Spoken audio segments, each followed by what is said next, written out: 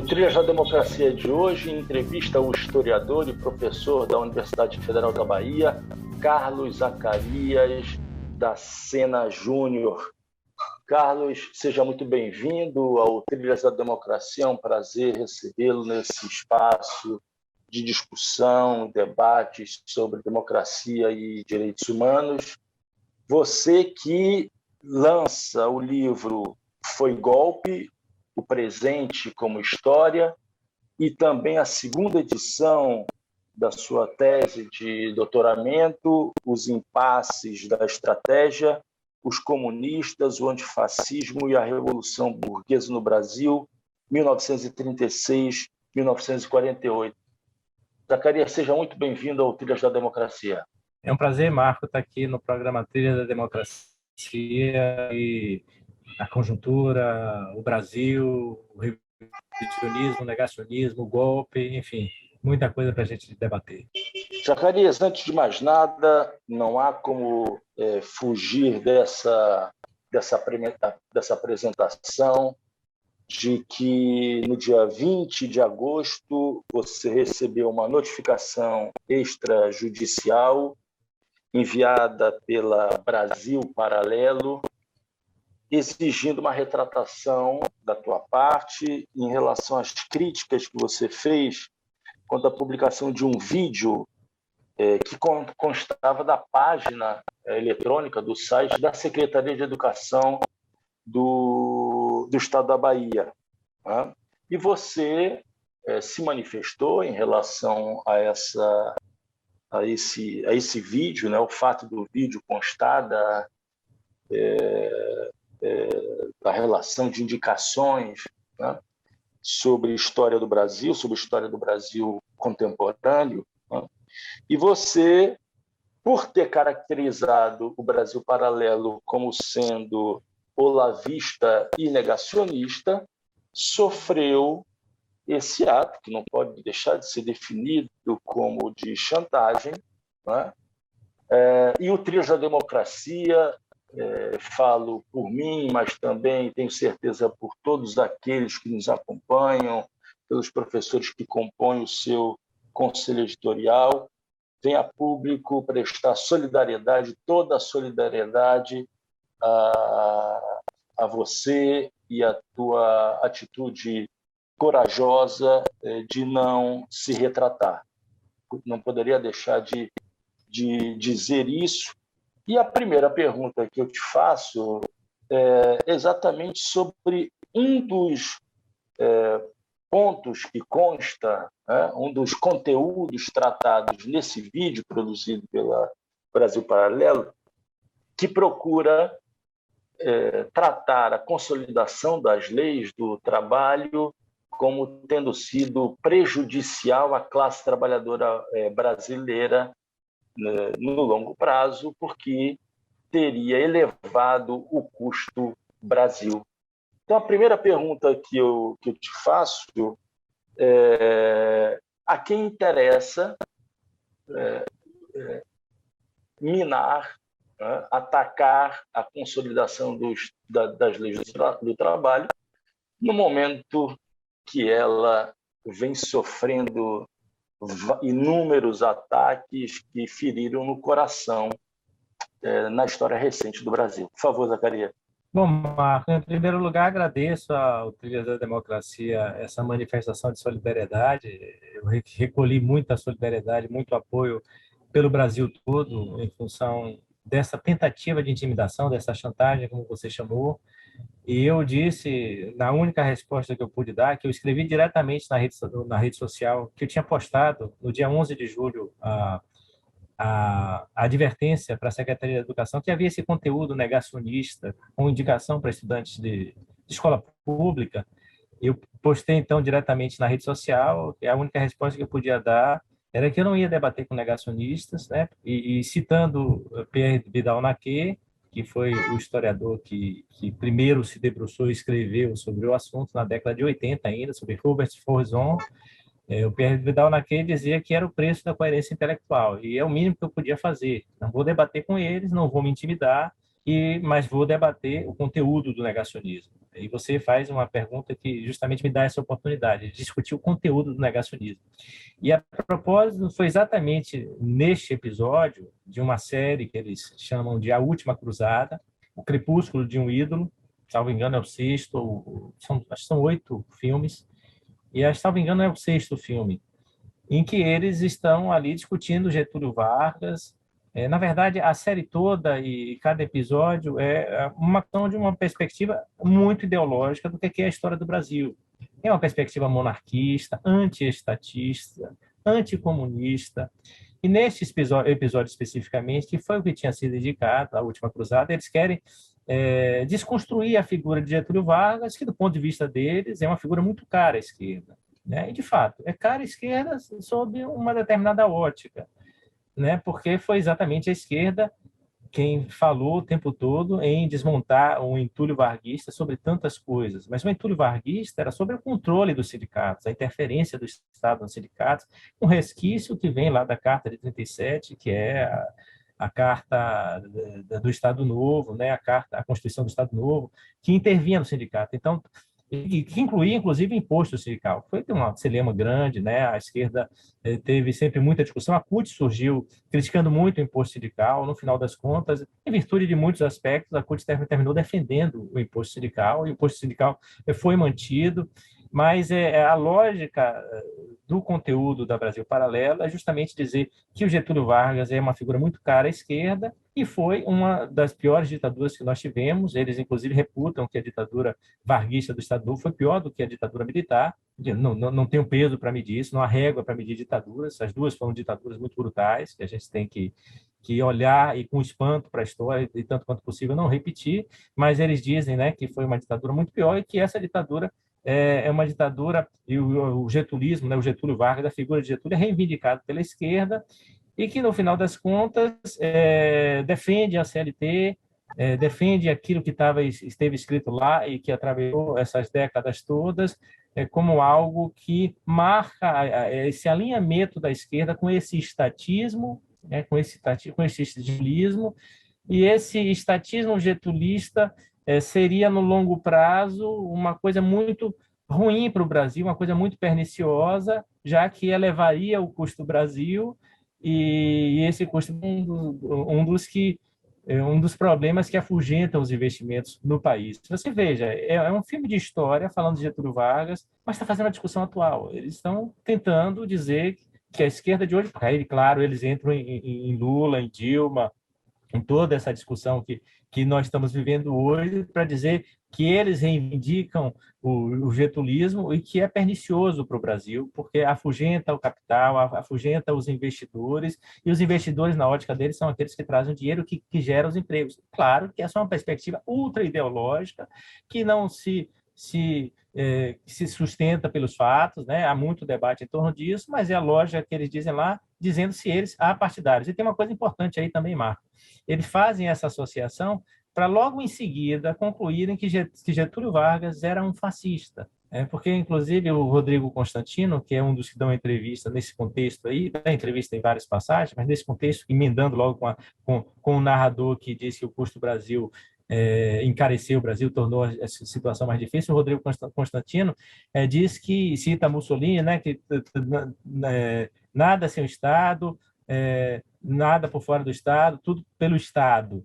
E ele diz que a esquerda é isso, né? E que o fascismo é de esquerda. É uma coisa absurda, uma tese absurda, uma tese que inspira os negacionistas de hoje e que, não obstante o próprio ex-ministro das Relações Exteriores do Brasil, que tinha passado no Museu do Holocausto em Israel e saiu de lá novamente afirmando, depois de ver o que está lá escrito, que o nazismo é uma ideologia de extrema-direita, ele sai afirmando que o nazismo e o fascismo são de esquerda, né? O ex-ministro Ernesto Araújo saiu afirmando isso. Então, isso é a cara do negacionismo, é a cara de uma posição ideológica, é uma cara de um projeto de uma empresa que está ganhando muito dinheiro, que precisa, para ganhar dinheiro, calar a boca dos professores, intimidar professores da universidade, da educação básica, e penetrar naquilo que eles acham que é a disputa da hegemonia contra a infiltração marxista, do marxismo cultural dentro das universidades. Isso é um completo absurdo e, claro, eu não podia me intimidar, e felizmente sei que estou bem acompanhado dos democratas desse país. Mas eu gostaria que a gente fizesse uma passagem agora ao Brasil e às discussões sobre o golpe de 64. Durante muito tempo, quando se falava de golpe, se designava o golpe de 64 como golpe militar, a ditadura militar, e a partir de um determinado momento se inaugura uma polêmica, uma discussão revisionista, né? Que acaba desaguando na ideia de um golpe civil-militar, de uma ditadura civil-militar.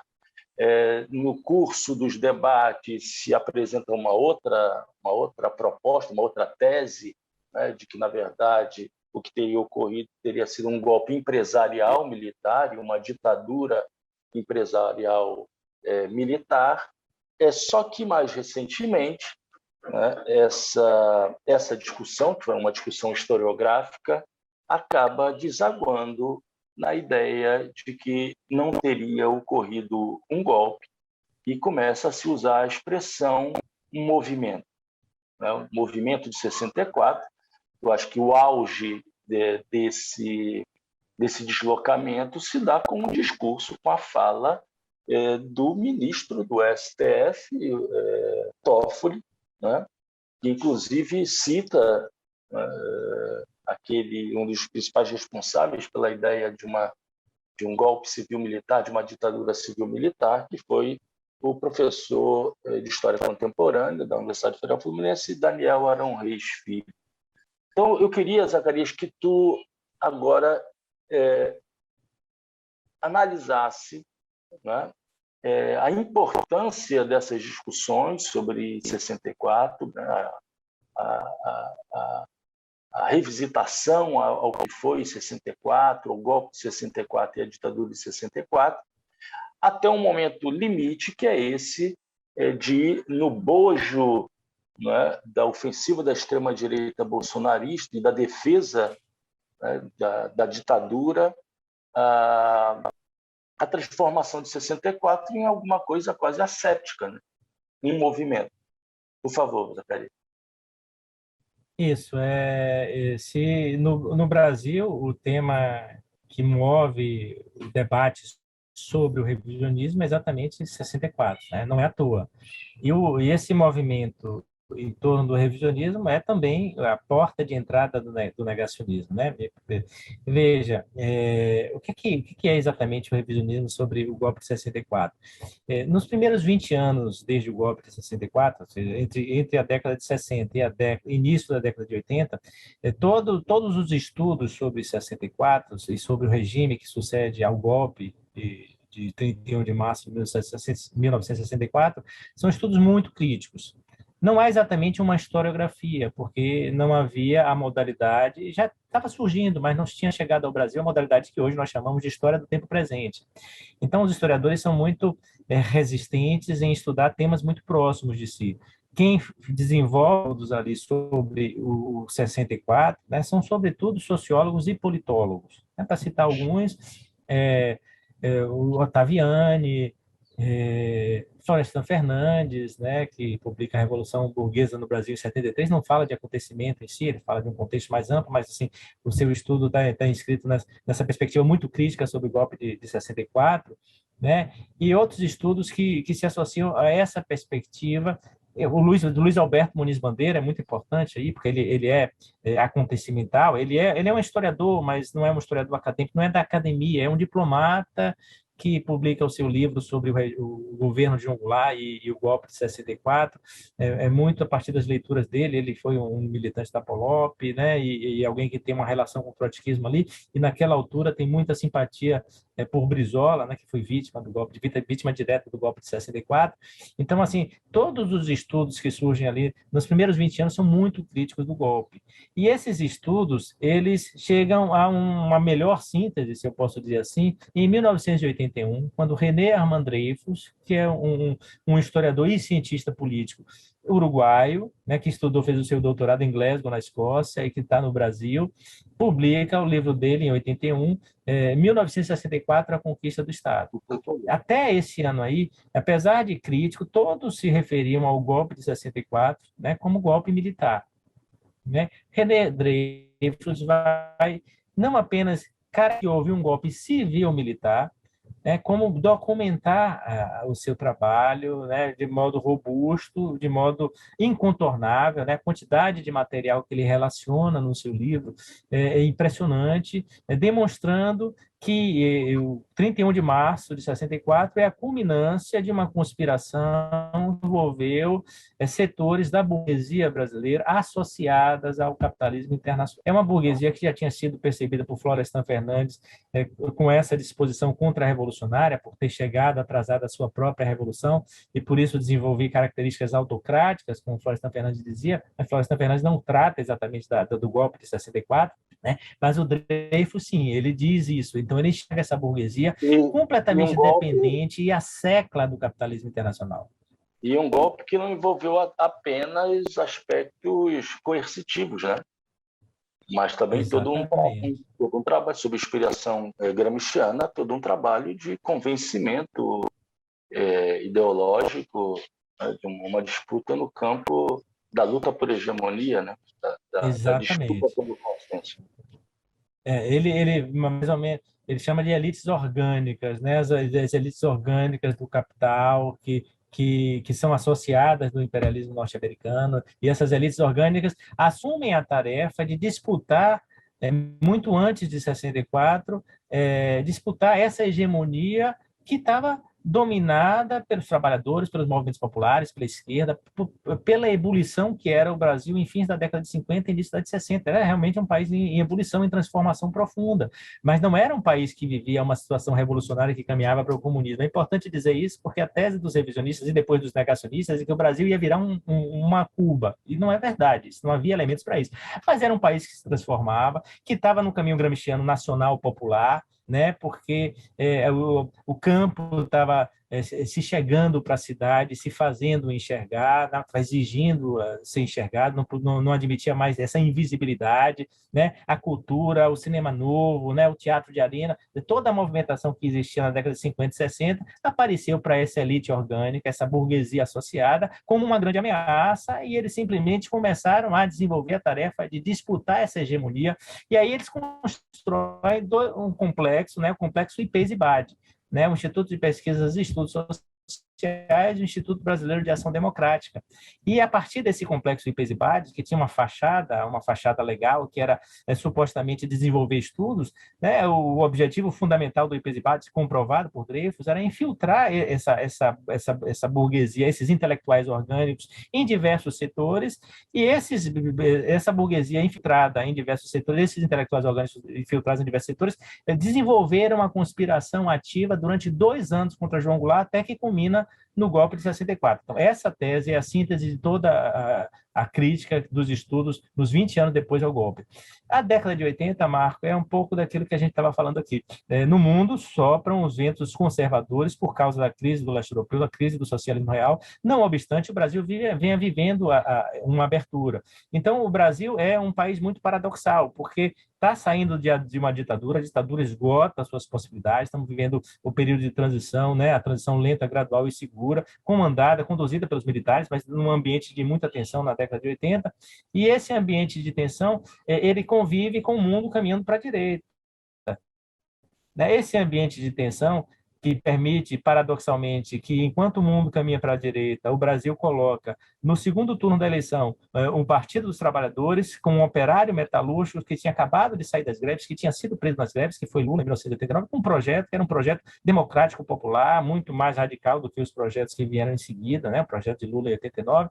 Então, esse país de paradoxos, ele também comporta um movimento na intelectualidade que é muito mais cosmopolita, né? Então, assim, o Brasil está muito voltado para a esquerda, mas a intelectualidade está aberta aos ventos do exterior. E os ventos do exterior que sopram positivamente no sentido da renovação do mercado editorial, das novas correntes de fotografia que chegam aqui, né? A corrente da história cultural, né? Aí vem Foucault, aí vem os estudos, o pós-estruturalismo, né, que se desenvolve ali na década de 70 e 80, vem a historiografia norte-americana. Então, esses ventos editoriais, eles sopram, eles impactam também a intelectualidade, e essa intelectualidade acadêmica, ela que é também parceira dessas transformações, né, do Brasil, mas ela, assim, nesse espaço cosmopolita, começa a questionar aquilo que tinha sido o marxismo nos anos anteriores. Então, a crise que François Furet vive lá na época dele, né, Renzo de Felice idem,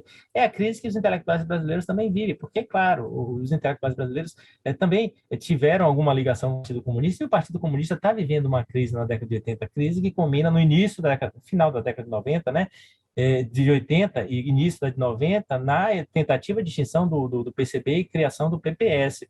Então, essa intelectualidade daqui começa a dizer, bom, em relação à ditadura, nós só ouvimos até agora os militantes, precisamos agora saber o que os militares têm a dizer. Né? Bom, os militares, eles já diziam isso, mas só no ambiente castrense, na caserna, nos meios militares. O que é que os militares diziam lá? Diziam que 1964 não tinha sido um golpe, mas um movimento para salvar a democracia brasileira de cair no totalitarismo cubano. Toda a tese que os militares diziam, resumidamente, era que se eles não tivessem salvado a democracia em 64, a ditadura que viria era uma ditadura ao modo cubano. Diziam nos IPMs, né?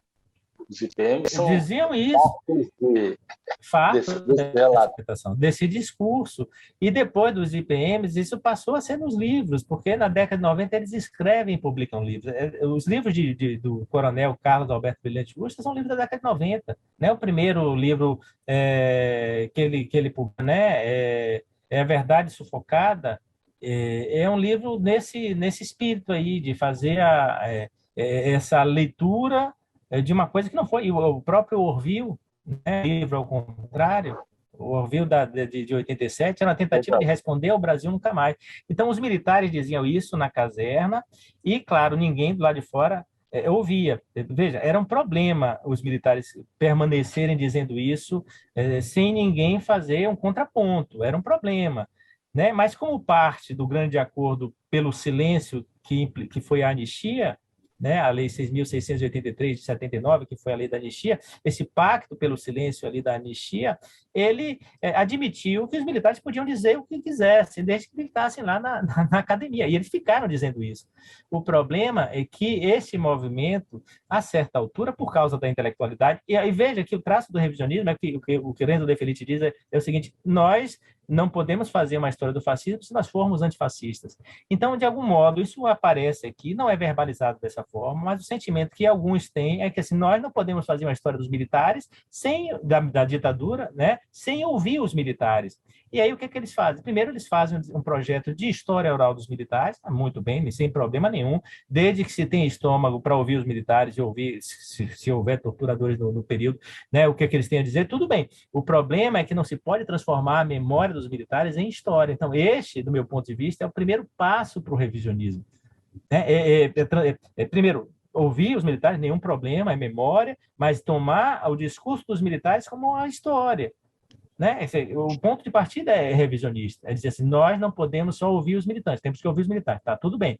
Mas quando os militares falam, parece que é mais importante do que o que os militantes disseram, como se eles tivessem uma posição de maior isenção em relação à ditadura que eles construíram do que os militantes tiveram. Não, não é verdade. Né?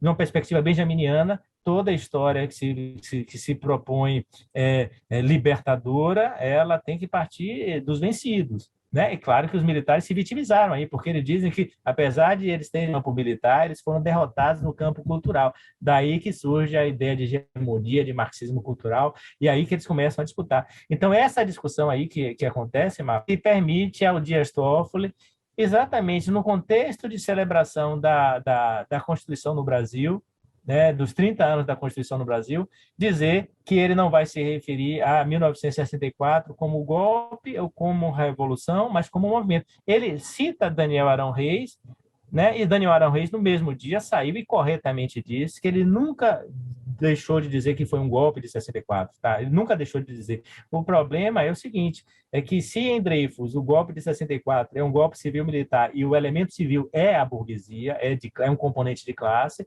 na perspectiva de Daniel Arão, não é um componente de classe. Para ele, o que Daniel Arão diz é que o golpe civil-militar se segue uma ditadura civil-militar porque essa ditadura civil-militar teve apoio do povo, porque uma parte do povo apoiou, porque no próprio golpe houve a marcha das famílias com Deus pela liberdade.